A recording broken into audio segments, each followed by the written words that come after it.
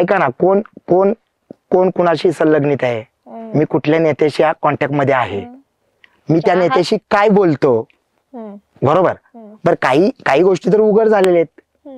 पवार साहेबांबरोबर माझी मीटिंग झाली, त्याच्यानंतर मीडियामध्ये मी बातचीत सुद्धा केली. मग ते उघडपणे जे झालंय ते झालंय. अजूनही काही मीटिंगा गोपनीय पद्धतीने चालू आहेत, लक्षात घ्या.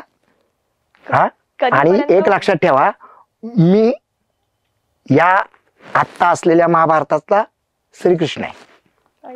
या आता जे महाभारत आपण राजकीय जर धरलं तर ज्याचा रथ मी चालवीन तो मुख्यमंत्री होईल. मग ती सौभाग्यवती अलंकृताजी बिचुकले असतील, मी पवार साहेबांबरोबर गेलो तर मी ठरवीन. हे लक्षात ठेवा विधान माझं. मी आता श्रीकृष्ण आहे.